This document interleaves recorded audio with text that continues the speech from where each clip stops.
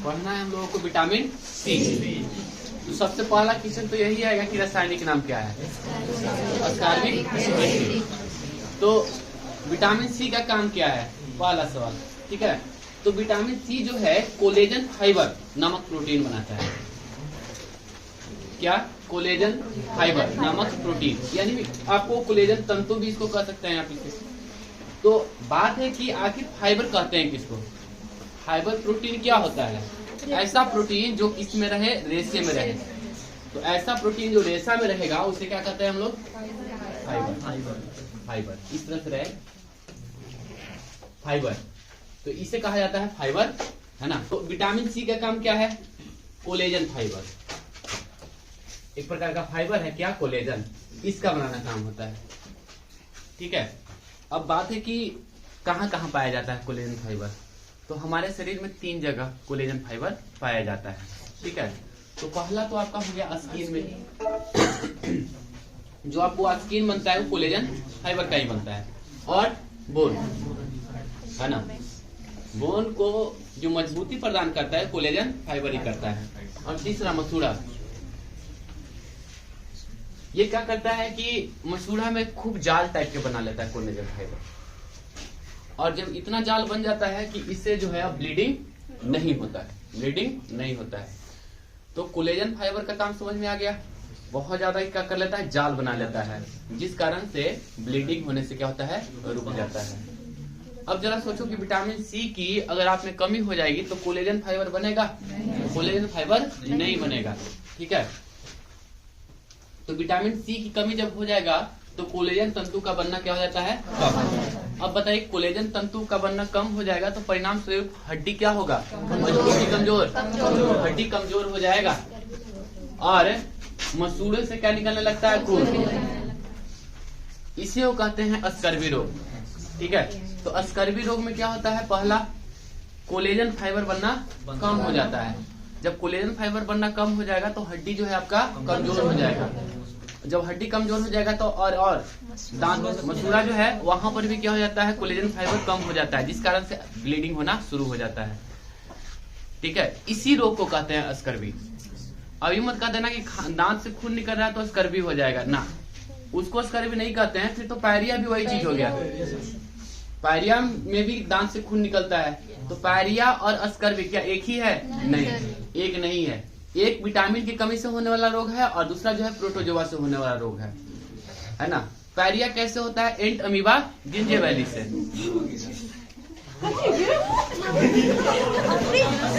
अब शांत रहो। विटामिन सी की कमी से क्या होता है, अस्कर्वी। और एक प्रोटोजोआ है एंट अमीबा जिंजेवैली। इसकी अगर आपके मसूड़ा में लग गया तो कौन सा रोग? पायरिया।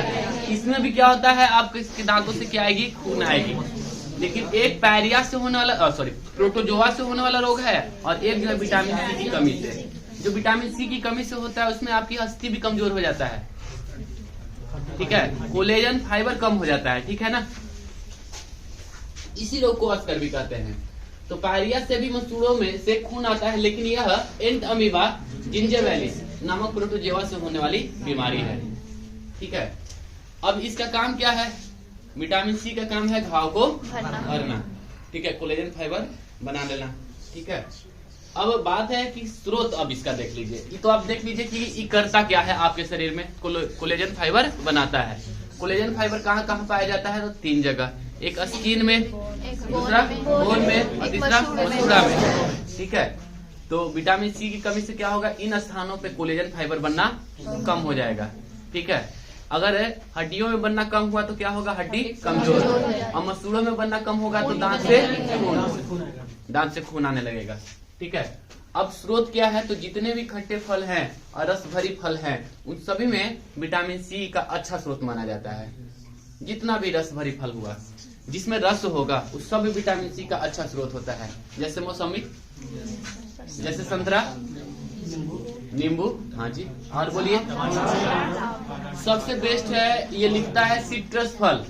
सिट्रस फल मतलब एक कोई सिट्रस फल नहीं है आम के जैसा, खट्टे फल को कहा जाता है सिट्रस फल। तो देता है कि विटामिन सी सबसे अधिक किस में पाया जाता है, तो लिख देता है सीधे सिट्रस फल में।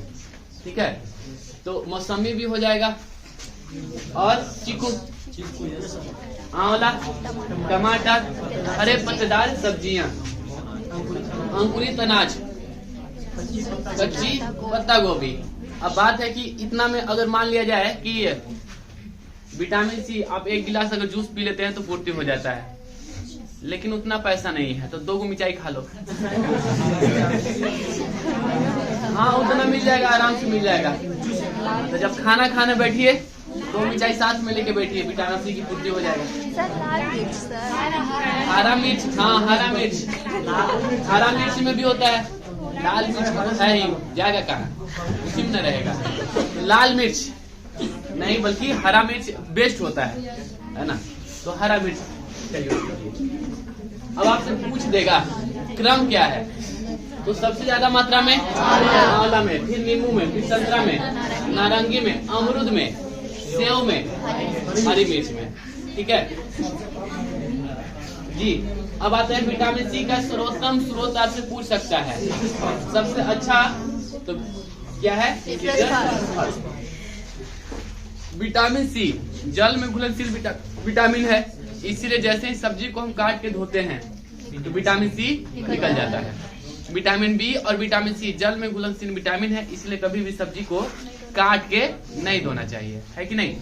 धोएंगे, हाँ धोएंगे निकल जाएगा विटामिन सी। ठीक है, विटामिन सी गर्म करने पर भी नष्ट हो जाता है, उष्मा संवेदी है, थोड़ा सा भी गर्म करेंगे आप वो नष्ट हो जाएगा। थोड़ा सा भी तवा पर लेके गर्म किए ऐसे गया विटामिन सी।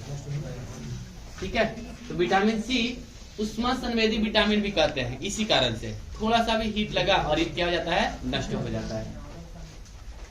यह किसी भी मांसाहारी भोजन में नहीं मिलता है, यानी कि जंतुओं से जो भी प्राप्त आहार है किसी में भी विटामिन सी की प्राप्ति नहीं होती किसी से भी। अब कहेगी सर दूध में तो लिखता है 0.000000 ना के बराबर है सर।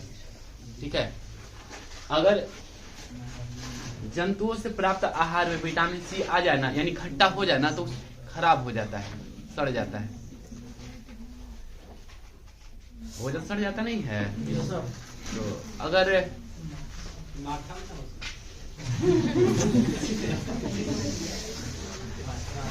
अपवाद, हर एक चीज में अपवाद होता है, घुटनी के दूध में विटामिन सी पाया जाता है। दूध में प्रायः दूध को प्रायः संपूर्ण भोजन नहीं मानते। क्यों नहीं मानते भाई? क्योंकि इसमें विटामिन सी होता ही नहीं, साथ ही साथ आयरन भी नहीं होता है। खाना पकाते समय विटामिन सी नष्ट हो जाती है, और चूंकि विटामिन सी जो है जल में घुलनशील है, तो मूत्र मार्ग के द्वारा ये भी बाहर आ जाएगा। तो आपसे पूछता है कभी कभी कि मूत्र मार्ग के द्वारा, मूत्र में कौन सा